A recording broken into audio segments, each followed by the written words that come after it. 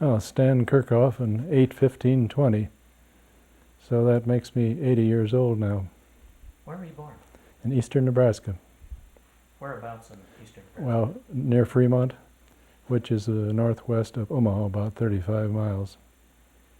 And I was born on a farm and graduated to other things from there. I did not stay on the farm. I think I was in school at the time, in college. And the impact of December 7th was important to the whole world and to all of us, but I don't think the true impact of it hit us until much later, because the news promulgation at that time wasn't anything like it is now. Messages didn't get through except on Fox Movie Tone and things like that, and our radios, of course. And on the farm we didn't have much news of any kind except the radio, because the local newspaper in Fremont, Nebraska was really a small paper, and they didn't cover international news. So we got very little of that. That was in September of 1942. I went in, as far as I was concerned, by myself. I found that there was a V7 program, which they had them designated as different V programs. And V7 was for married people who were to be trained as officers. So I got into that organization sort of by accident, because there again we weren't very sophisticated on the farm as far as news and knowing what was available to us as far as the services are concerned. So I managed to make the right connections and had some experiences leading up to my actually going to the midshipman school. One of them was that I received advice by a corpsman, medical corpsman, who was a crusty old fellow. He said, "Now you have to take a physical. In order to do this, you have to go from Lincoln, where I was at that time, to Nebraska, where there's a federal building, and they'll do your physical." And I was kind of almost underweight at that time, and so he said, "Now, when you start driving to go to your physical, you take a big bunch of bananas with you, and eat a lot of them, because that'll put some weight on you." And so I did that, and I ate the bananas very religiously, and checked in where I was supposed to have the physical. By the time I got to the physical, it was several hours later, and I'd been to the bathroom several times. So I lost weight. Now, I was in a class of midshipmen at Notre Dame, and there were, I think, 1,100 people. And it was a 90-day wonder course. We wondered at times why it took the midshipmen at Annapolis 4 years to learn what we learned in 90 days. Most of the members of my class went to armed guard services. This would be like manning a gun on a merchant ship and that type of thing. A handful went to diesel engineering schools, and another few volunteered for the PT boats, where in the South Pacific they had managed to become quite famous for their exploits, and they were also famous because they lost so many people. And they had a recruiter come to us near the end of our time at Notre Dame, who was trying to find people who would like to go, and quite a few who were interested. He said, "Now I have to tell you that the attrition rate," and he meant death, "was somewhere between 80 and 90%. And do you still want to volunteer?" Some of them did, of course. And then I was, along with, I think, 7 other members of my class, somehow designated to go to destroyers. And so out of all the 1,100 people, there were only a few who ended up in anything except armed guard. The ship that I was on was making runs between the East Coast and Ireland prior to my going aboard. So I just had to report to the Brooklyn Navy Yard, where she was in for refurbishing, and announce my arrival as someone who was going to save the ship. Well, it was a Bristol, number DD 453. This was a Gleaves class destroyer. That's Gleaves, And this was the first modernized destroyer after the four-stackers. The four-stackers were fairly well known at that time because so many of them were loaned to England in the Lend-Lease program as attempts to keep the submarine warfare from decimating all of England. So these Gleaves-class destroyers, of which there must have been hundreds built, was kind of the answer to that. She was a 1,630-ton vessel with a speed up to 37 knots and carried a complement of 263 or so people. The skipper was an Annapolis man, and he was everything. He was rigid and very, very strong on discipline and short on words. He very rarely spoke to the like the ensign that I was at that time. He just didn't get the time of day to me. And then we had one officer who was at that time a senior grade lieutenant, and he was in Annapolis. And I think the skipper pretty much depended on him to con the ship. The executive officer was a man who had been a seaman and gone up through the ratings in the Navy, and then he got accepted to Annapolis in their program, and they were what you called a Mustang. So he graduated from Annapolis, and he then was the executive officer of this ship that I reported to. And we happened to arrive there right at the evening meal time, and he came out on the main deck where we were, and he greeted us with a profound stutter. He said, this is the fightingest ship in the Navy. And that was just the beginning of my problems with him. The reason he stuttered is because he was on a gunboat in the Yangtze River at the time of the Chinese uprising, and they were fired on by Chinese, I believe, at that time, and he got scared and he developed a stutter. All junior officers serve time as a wardroom mess officer, and that's about as low as you can get. And so he was always searching for ways to make life miserable for junior officers. At one point, he wakened me in the dark of night, and he had me stand up, and he had something in his hand, and it was a mouse, and he was swinging it by its tail. He said, "What is this?" And I told him it was a dead mouse. And so he said, "Come with me." And so we went to the galley, and he gave me his interpretation of what a good mess officer should be. He also was infamous in that he felt that he could do things that the deck officers who were manning the ship underway had to depend on radar and other things for positioning the ship. And at one point, this was off the coast of Sicily, I think, there were minefields all through the area, and he said to the officer on deck at the time who was in charge of running the ship that he would take over the command and say, "I'm relieving you." He did that, and then he said, "I'm going to show you how to dead reckon so that we know our position without depending on modern things like radar." Well, he proceeded to dead reckon us right into the middle of a minefield. and actually at times we could see some of the mines with the spikes or horns sticking out from them. And the only way we could get away from that situation was to actually shoot at and explode some of the mines to make a pathway to get out again. So as a result of that, the executive officer was remanded to his quarters by the skipper for 4 days. Well, I went aboard it was in January of 1943, and we were torpedoed in October of 1943.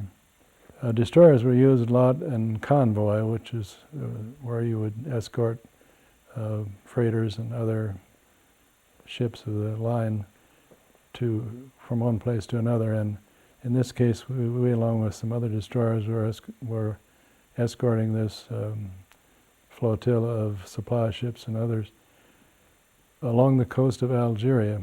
And we had a minefield there, but it was swept. There was a general passageway through it. But the Germans figured out that they could lie on one end or the other of that channel, and if they fired a spread of torpedoes, they would almost certainly hit something. So they hit us. And this was, as I say, off the coast of Algiers, near the Tunisian border. So that was the beginning of the end for that ship. It hit in the engine room so that we didn't have a massive explosion like you would ordinarily expect if it would have hit in one of the ammunition bunkers. There was an estimate at the time, which I guess still stands, that the stern of the vessel sank in 8 minutes and the bow in 12 minutes, so there wasn't really very much time for anybody to get off and be safe. It was at night and I was in my bunk, and so of course, the jolt was something I still remember.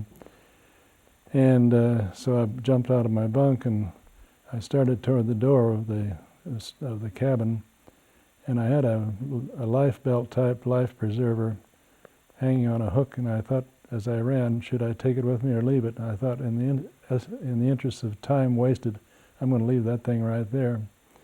So I went up one deck, I went through the wardroom mess area and up one level to what they call the boat deck. And at that point, the ship had already broken in 2 parts. So I got out on the slanted foredeck and realized that there wasn't anything much to do except get out of there. So I looked down and I thought I could gauge the distance all right from where I was to jump to the water.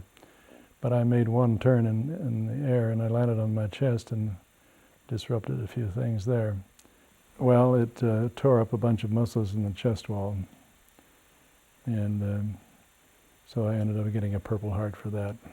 Your adrenaline level comes up pretty fast in a situation like that, so you sort of, by reflex, do things that you might hesitate to do otherwise. But I found a floating ammunition can. The 40 millimeter shells were in cans about a little over a foot square, and they had a sealed lid on them, so they floated. And they were, when they were emptied, they were put in receptacles so that they would float free in case the ship did go down. And so I got one of these, and that became my life preserver, and I stayed with that for a while. And then some of the rafts that we were supplied with and also floated free, one of them came along with some men on it, and they got me aboard the raft. Oh, it was several hours. I don't think I really kept track, maybe 6, 8 hours, something like that. I was picked up by a sister ship, and there was some funny incidents that occurred as a result of being picked up. But the kind of anxious thing about being picked up by our sister ship was that she was the last of the squadron. Destroyers are generally made up of 8 vessels, and we were the 7th to be lost, and were picked up by the number 8. So we thought after we got aboard, it would be nice if we didn't get hit again. Prior to that time, we had been at Bizerte, which has a big harbor, and we'd been replenished with fresh supplies. Among them were almost tons of Australian mutton. And it turned out that nobody could eat it. The enlisted men and officers were served the same thing. The cooks tried to disguise it every way they could, but couldn't. So it was really the bane of everybody's existence. So as I was waiting my turn to be rescued, there was a sailor swimming nearby, and he said in a very loud voice, "Well, there goes the last of that blankety-blank mutton." We were taken to I guess they call it a survivor camp, and it was in Iran, in Algeria. And it was really mostly for Army and ground personnel, but of course that's where they put us. And we were there long enough until they could arrange transportation for us to come back to the United States. I think we were there several weeks. And it was apparently the rainy season, and it rained constantly, and the soil was red, so we slogged around in red mud about a foot deep most of the time. When I arrived there, I didn't have any clothes. I ended up with my T-shirt, my dog tag, and I lost my skivvies somewhere in jumping in the water, I guess. So they loaned me some clothes on the rescuing ship, and that's all I had. So after we got organized in the survivor camp, I made the acquaintance of a USO volunteer, and she learned of my plight. Besides that, my pay voucher had been lost, and so I didn't get paid. So she loaned me $10, and I bought a shirt, pants, and some toothpaste and other things. I think she felt that she'd probably never see the $10 again, but I did find her and paid her back. Well, we went back to the States on a banana boat, actually, one of the famous Republic banana boats. And it was a slow passage of about 14 days, I guess. Then I was reassigned to the Missouri at that point, and while waiting for her, she was being finished on commissioning out. I was sent to various schools like gunnery school and navigation school and things of that sort, mostly just to keep us busy until we were ready to go out again. We went through the canal, and the trip out was uneventful because I think it happened mostly at night. Well, we were part of the Third Fleet, and we almost immediately became a Admiral flag carrier. So most of the time that we were there, we had carried Admiral Halsey, Bill Halsey, and the same ships were alternated between being called the Third Fleet and the Fifth Fleet. And when Halsey had it, I believe it was called the Third Fleet. So he was aboard most of the time, and so we became a lead ship. We went mostly down into the Philippines, and on the way there and back we escorted aircraft carriers and others who would make up a battle attack fleet. There would be one or more aircraft carriers, and there would be battleships and cruisers and destroyers. And the idea was to add firepower from our guns to protect the aircraft carrier. We shot down a fair number of Japanese planes with our 5-inch 38 guns. I was a gunnery officer at that time, and we spent a lot of our time in the control box that controlled the guns. This control box would contain 2 officers and 3 men, and had a rangefinder arrangement in it. And it was hooked up to a computer down in the innards of the ship, and at that time this was a mechanical servo motor operated computer, so to speak. It was as big as a dining room table, but it worked pretty well, and we were able to get on target and with our radar and get the distance and the elevation and track vessels and fire at them and shoot them down. So we shot down a fair number of Japanese planes who were either scouting the fleet or who, in the later part of the war, tried to come in as kamikazes. We also did bombardment of Okinawa during the lead up to invading Okinawa. Well, we went in early for bombardment, and I think we must have accomplished what they wanted because they didn't keep us there the whole time. Well, then we were mostly in the operation, as I mentioned, of protecting carriers, which we were doing, and we stayed in the Japanese Sea, and that went on until it became evident that we either were going to have to invade Japan or something was going to have to happen, and none of us knew about the bomb at that point, of course. So there were times when we would stay at general quarters for as much as 2 weeks at a time, and this was because there were so many kamikaze pilots who were being sent out suicide missions to try to do some damage, and we did get hit by one. It hit the main deck, and part of the vessel and part of the pilot came aboard, and part of the ship or the plane sank. So we had a dead Japanese pilot on our deck and a little fire as a result of it.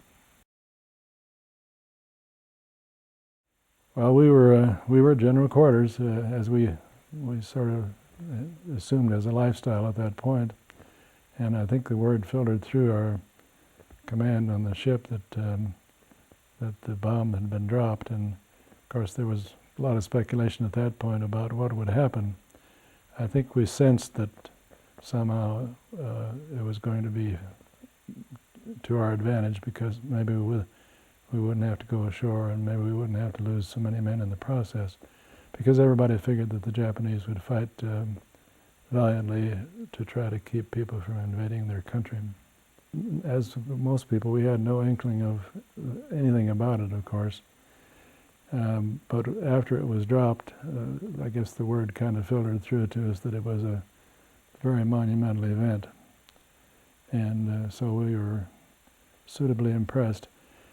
On the other hand, shipboard life involves daily duties, so you go on with your duties pretty much like you would anyway, and we weren't nonchalant about it, but we stayed with our usual daytime activities and just waited for the further information. Well, the day of the signing of the surrender ceremony, which took place on the Missouri in September, the 2nd of September, was, of course, a monumental event, and I had a special interest in it because although I was basically billeted as a gunnery officer, toward the end of the war my time was spent as much with photographic things as with guns. And it turns out that on this big ship, which carried 3,000 people and between 200 and 300 officers, there was no photographic capability. So I, to this day, don't know how it happened, but I think I volunteered to be the ship's photographic officer. And this was between myself and the executive officer, who was kind of ramrodding that part of things. They needed somebody to correlate and coordinate the comings and goings of all the VIPs, all of whom wanted to at least say that they'd been on the Missouri and so on, because we were kind of notorious at that point and more famous for that in a way than because we were a battleship. So I inherited a space which we turned into a darkroom, and there was one older man from Manhattan who was Italian by origin, who was at that time, I think, 40 years old, and he was considered way beyond the age limitation by us. But he was a commercial photographer, so I suggested that he be designated something than an ordinary seaman, which he was, and so he became a third-class photographer's mate, and he became my good right arm while I had the photographic equipment and responsibility on the ship. Everybody knew that the Japanese signatories were going to be aboard, and that all of our primary signers, as well as the signers of other countries, would be there. So it turns out that everybody, whether it be an admiral or a general or whoever he was who could get to the ship and get aboard and find a place to sit, stand, or hang, was there. The ship was absolutely festooned with bodies, most of them with many stars. My responsibility at that point was to take the official black and white still pictures of the signing. And for this I had a speed graphic and plenty of film. So they built a special scaffolding which overlooked the area where the signatories of the various countries were to stand, and that was my perch. And in the course of arranging for that, the executive officer said, well, we're going to have a Russian photographer on board, and I want you to keep track of him and don't let him take pictures of anything that he shouldn't. At that time we were very conscious of the security of our equipment, like the radar antenna and radio antenna and things like that. So I had him, and then they decided, well, they had a representative of the Tokyo Times board as well, who was to be my other charge. And interestingly, he carried a brand new IMO Bell and Howell shoulder-mounted movie camera, and we had never seen one before, but his equipment had just come out of a crate somewhere on the shore in Japan. So I had one on each side of me and couldn't communicate with either because of the language barrier. But every time the Russian would point his camera up somewhere, I'd push his arm down again. And we did that all through the ceremony. But in any case, this overlooked the signing area. In the arrangements to do so, they decided the number 2 16-inch turret would be moved out to starboard about 30 or 40 degrees. And it occurred to me and my photographer's mate that the rangefinder arm, which stuck out on each side of the turret of the 16mm guns, was big enough to hold a man inside, and it had a closing door. So we agreed that my photographer's mate would sit inside that space, and when the time came, he'd crank the shutter open, and he'd be looking down, and he was looking down on the right over the table on which all the signing took place. The only camera he had with him was a wing camera out of a fighter plane, which had been salvaged somewhere. So it had just an on and off for controls, nothing else. He had some black and white film and some color, and so he recorded the whole ceremony from that absolutely perfect position. Got all done, and everybody left the ship, and so there we were with exposed film. And at that point, it occurred to me that I had done something that was against the rules. And so I put it in my safe and decided I'd think about it for a little bit. And after doing that, I got my courage back, and I said to the photographer's mate, why don't you, by this time we were in Pearl Harbor, I said, why don't you get a pay voucher from the ship's office and go into Honolulu and to the Kodak processing plant and have them make 6 prints. And so he didn't say anything. He did that, and about a few days later he came back with the 6 prints and the original. And then I got to thinking, well, this is really, I'm in a box now. So I put everything in the safe in my cabin and decided to think about it some more. Within, I think, a day or less, the executive officer called me up to his quarters, and I didn't think anything about it because I worked with him quite a bit on various photographic things. So I sat down, I was comfortable, and he said, about those films that you took. And I thought, oh my God, here I come for Portsmouth Naval Prison. But he was not unkind and didn't make an issue out of it. He said, well, I'll tell you what, why don't you give me the 6 of them and you keep 1 for yourself? So in that way I ended up with my own private film of the surrender on the Missouri, which, by the way, included not only the signing of the surrender, but some filming of the passage of the Missouri through the Panama Canal, and then later further filming of the first Armed Forces Day, which was held in the Hudson River, where a number of ships were anchored and stayed there for at least 2 weeks while the local people came aboard and had a look at what this was all about. The beam on the Missouri was 108 feet, and the canal is 110 feet wide. So this was a tight fit, no matter how you looked at it.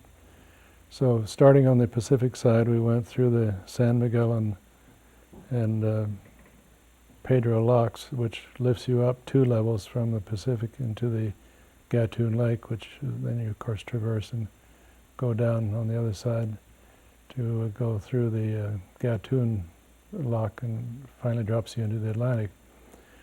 But the passageway was very interesting. I happened to be free the whole day, and I had a 16mm movie camera which was spring wound, and you had to put magazines of film in repeatedly, which I had liberated from a burned out carrier before we left the Pacific. And the Franklin had burned out, but she was still afloat, and so we went over to visit her and got acquainted with the ship's photographic officer, and he said, take anything you want, because I don't have any use for it anymore. So I managed this camera and some other things.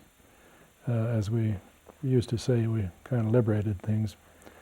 But anyway, I was able to record on color film, the transit, which, of course, when we went through the other way, it was at night and I didn't even see it, but this time I had a full day to view everything about it and watch the donkeys pull the vessel into the locks, and locks closing and opening, and transit of the Gatun Lake, and so on. And so the whole shoreline was jungle, and being fairly recently off of the farm, I'd never seen a jungle.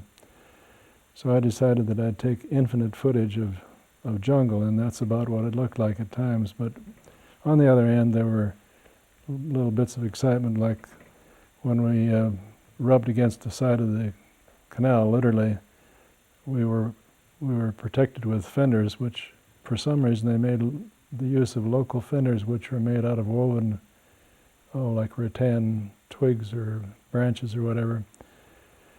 The friction from these caused fire, and so smoke was billowing up on the sides of the vessel as we went through, and I thought, well, that's kind of interesting.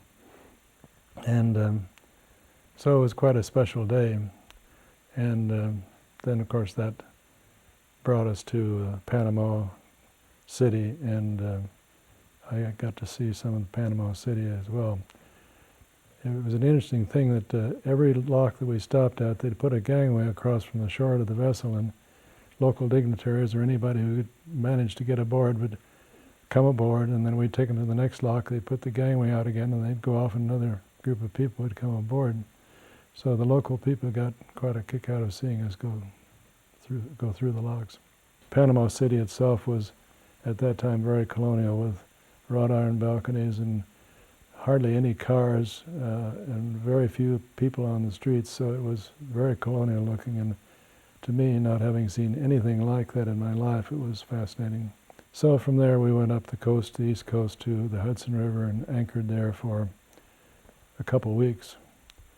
And this was partly to let as many local people as could come aboard and just vicariously share in the experience. So there were thousands of people just coming and going constantly. It finally culminated in what's called now Armed Forces Day. Up to that point, there had been a separate Army, Navy, and I'm not sure about the Marines Day, but they were all combined into one for all the services on one day on this, and that was the start of it. So we had President Truman come aboard, and Mr. Dewey, and Mayor LaGuardia, and other VIPs for this event. And I managed to position myself in a way that I could record most of the happenings on more of this confiscated color film. Again, it was a rare experience, and one that you do, when you think about it, you're impressed with what was really happening then. Because up to this point, the whole country and all the industrial production efforts, and the fact that women had started to work and fill men's jobs, and everybody was pulling together and doing their job for the war effort. This was the end of it, and they got a little reward for it. I finally got out of the Navy in the spring of 1946. Because of the intervening service time, I was between pre-med and medical school when I got out. And by the way, I applied for medical school at the University of Nebraska College of Medicine while at general quarters in the Japanese Sea. And I did it with a handwritten letter to the dean of the medical school. And so anyway, when I was interviewed by him, he was going to be retired at the end of the following year, and our medical school class was the last one that he was going to personally select. So my grades in college had not been good at all, and I applied in a handwritten way for admission to the medical school, and so I thought, well, I can go and get the interview with him, but my chances are slim to none. And so I met with him, and he was very pleasant and low-key and so on, and we talked a little bit, and I guess he asked me where I was from, and I told him, and eastern Nebraska, and then the community I came from, and it turns out that, and I said my grandparents were part of the Quincy movement, where German descent people moved for economic reasons from Illinois, Quincy, Illinois, to eastern Nebraska. I said my grandparents were part of the Quincy movement. Turns out he's a Nebraska history buff, very enthusiastic, and we talked from then on about nothing but history in Nebraska, and somehow I managed to slide through on that interview and get into medical school.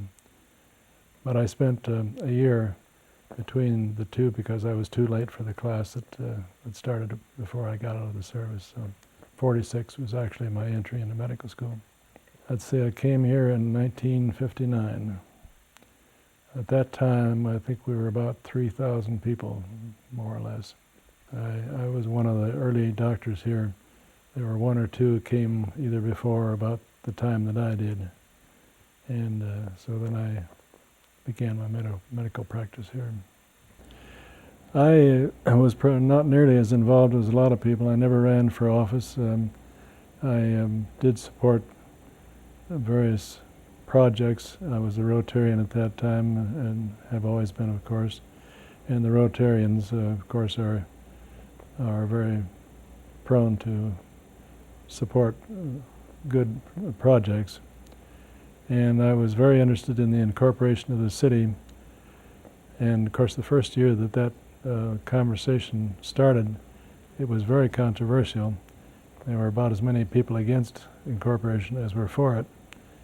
One time I had the experience of attending a meeting in one of the school gymnasiums, and I got there late, and so I was kind of standing at the back of the room, and they were carrying on about details of incorporation, and I made some comment from the back of the room about being supportive about incorporation.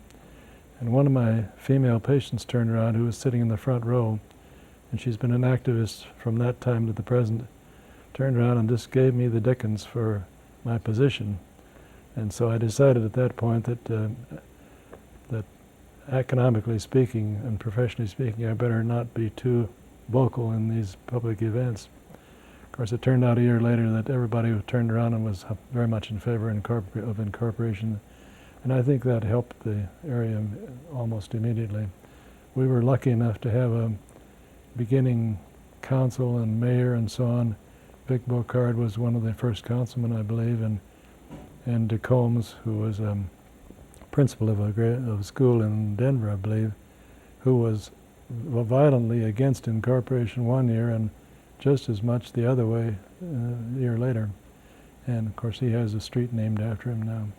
One of the things that we were all interested in, of course, was that among the people who were instrumental in sort of developing the town, this included a small interest financially on the part of Eisenhower and Bal Swan, who was a well-known person, and a couple of others.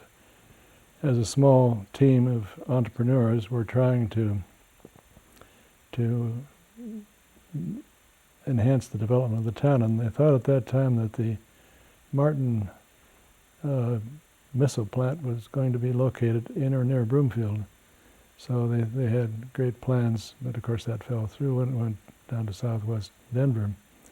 So we became more of a suburban community, but on the other hand, the fact that we all kind of sensed or knew that Eisenhower had a small financial interest, and he'd come here every summer to go trout fishing with his buddy. When the library was finished, it needed to be dedicated, and in order to kind of enhance the importance of it, they enlisted Mamie Eisenhower and then her mother, who lived in Denver, whose name was Dowd.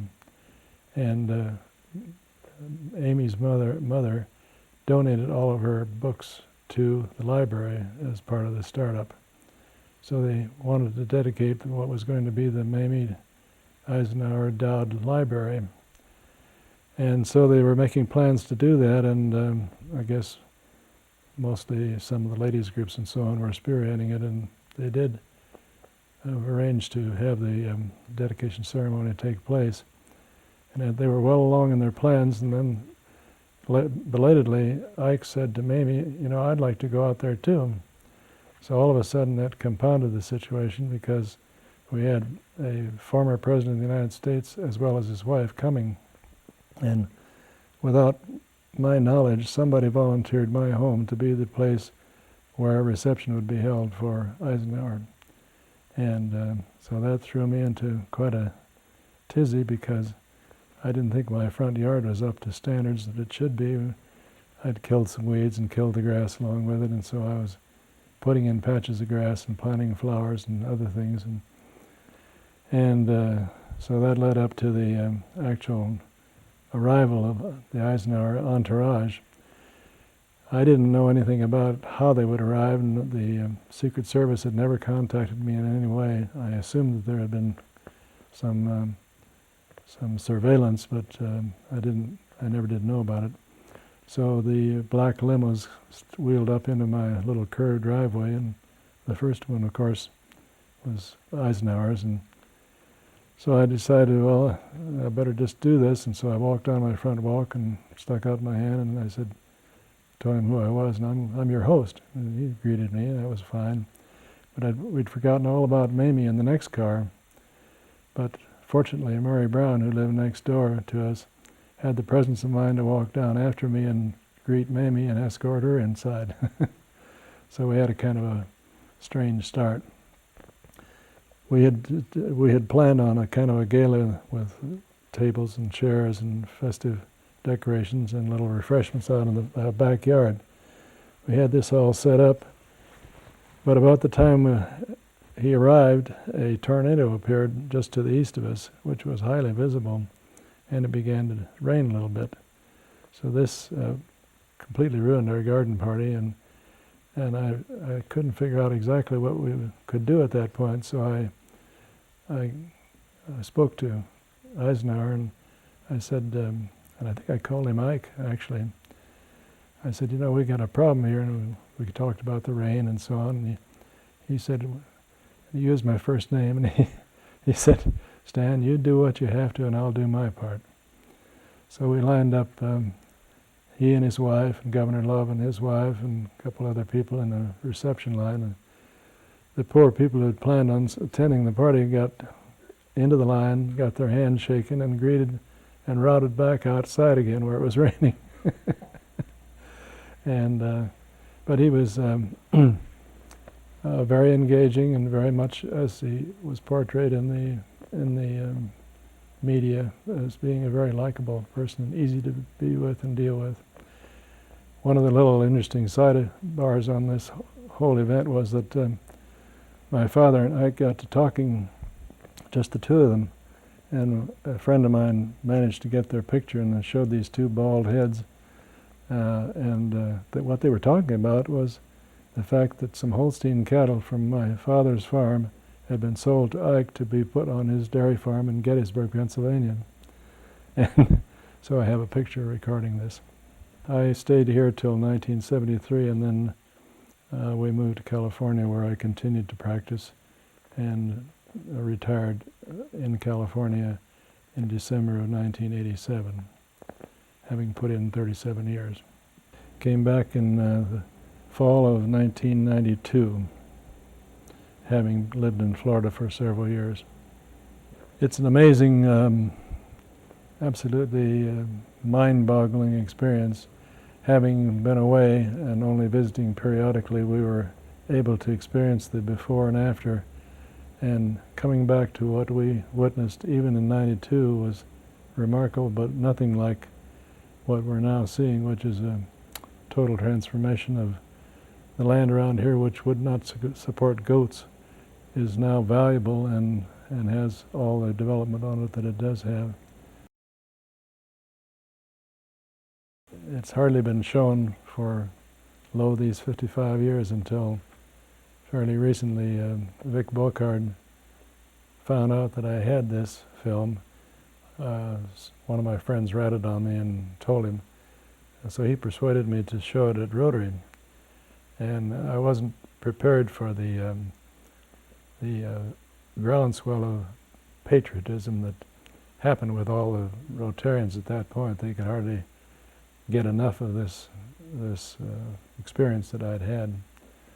So lots of handshakes, and then I got through that evening. I thought, well, that's the end of that. A day or two later, Vic called me. He said, "I'd like to interview you." And what about? He said, "Oh, I want to interview you." So we met at one of the local coffee shops and over lunch, and he did interview me, and then produced a very laudatory and complimentary article in the Broomfield paper about the event. After that, I was called by Dr. Clayton at the Regis College, who was a history professor, and he said that he'd heard about the film. Of course, by that time, things were getting out of hand. But it turns out that he was at that time having a course on World War II history, which he was running because he felt that a lot of the people who were of that vintage were being lost fairly rapidly, and that young people didn't know hardly anything about World War II. So it was an actual for credit course at Regis College, and they met in the evening, and so he said, I would like to. He came and saw the film and decided that it would fit in very well with what he was doing. So he asked me to be on the panel at one of these events. I think there were 14 class sessions, and I was scheduled for the last session. So all that film was put on a video. I finally decided that after 55 years the film was going to get brittle and I'd lose it. So it turned into about a 45-minute video, and it's gotten me into nothing but trouble ever since. I was really very surprised at the interest because most of my fellow Rotarians and others like them didn't talk about any of these events. And it turned out that there were many personal experiences which were really unusual and unique. For example, at the Regis College presentation, the auditorium was scheduled for a capacity of about maybe 300 people, I guess. And it had standing room only and people sitting in the aisles. And most of them were vets. And so in the course of question and answer sessions, a lot of these men had a chance, and ladies had a chance to describe their part in the war. And some of them had some really amazing experiences. In retrospect, it was good that all this was done, but at the time it struck me as being maybe unnecessary. But no, I think it's very important to record some of this some way or another historically. And I think, well, there's been much written about it, but all of us did what we thought was a patriotic, if you want to call it that, or necessary thing, which was to get rid of the dictatorships and so on. And so in our own way we did our part, but then after we'd done it, we went on to other things. But because of lack of knowledge of anything that happened then, the current generations can't really be totally blamed for being disinterested because they just don't know about it. It's rather distressing, actually. The younger generations, understandably, are busy earning a living and being very busy with raising families, and so you can't expect them to be politically educated or oriented all the time. But just the other day it struck me that on my street, and as far as I can see in this whole area, the only political sign in support of a candidate is in my front yard. And I think that's a mistake.